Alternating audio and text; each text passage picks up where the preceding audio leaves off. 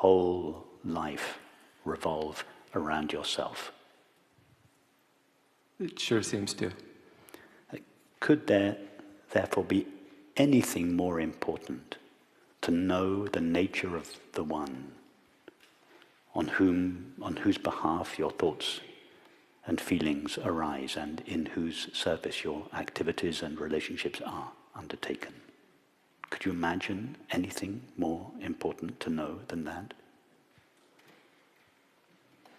And given that all of our thoughts and feelings arise on behalf of ourself, given that all our activities and relationships are undertaken on behalf of ourself, our recognition of who we are has a profound effect on our thoughts and feelings and our subsequent activities and relationships.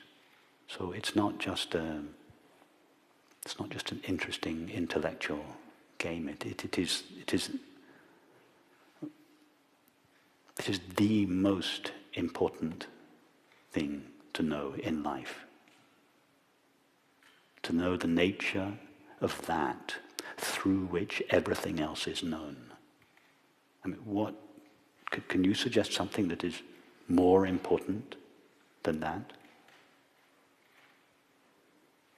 Would it be possible to know anything for certain about the known without first knowing the nature of the one who knows?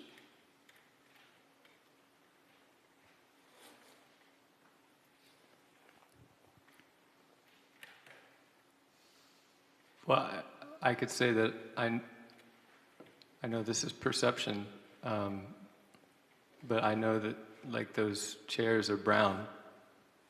It doesn't seem like I have to know the knowing. How do you know those chairs are brown? If your mind was configured just slightly differently, they would appear red or blue or orange. Right. Oh, are the chairs brown, or is it in your mind the brown? Right, it is through you conditioning. See, you're not quite as sure that the chairs are brown as you thought you were. That's the first thing that we discover, that the world that we thought we knew so well, actually, we don't know anything about it at all. Because everything we know about it is filtered through the limitations of the mind through which it is known. How do we know that what we perceive as the world is not simply how reality, whatever reality is, appears to our limited point of view and through the limitations of perception? In fact, we can be absolutely certain that it is.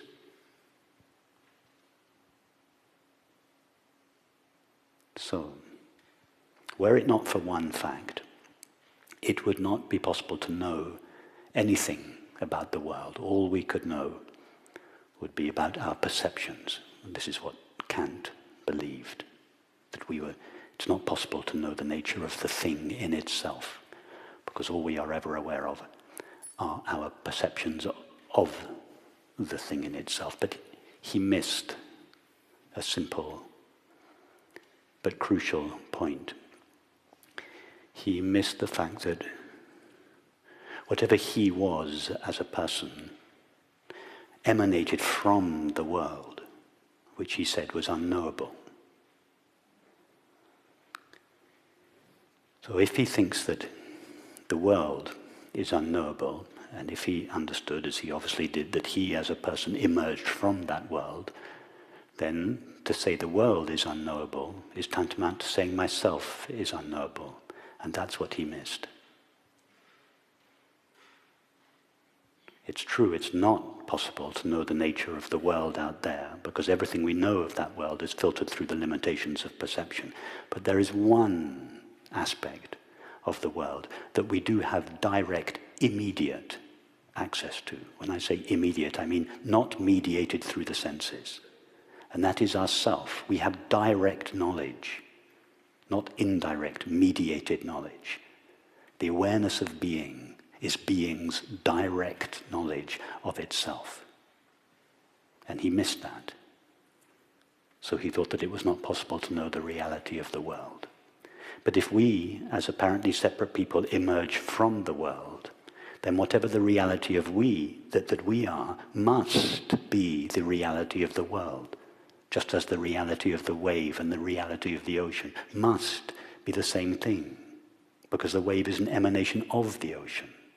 So to know the nature of the ocean, it's not necessary to study the whole ocean. It's only necessary to study the wave, to study a drop. If you know the nature of a drop, you know the nature of the ocean. There is one aspect of reality, there is one aspect of experience that we have direct access to. That is our self, the awareness of being. And so if we make this investigation into the nature of ourself, we discover just being, infinite, ever-present, self-aware being. That's what all the great non-dual traditions say, that what we essentially are and what the world essentially is are the same. That's why scientists, sooner or later, will have to, if they want to know the reality of the world, sooner or later they'll have to turn around and recognize the nature of their own minds. That's the only way we can have direct, immediate access to the reality of the world.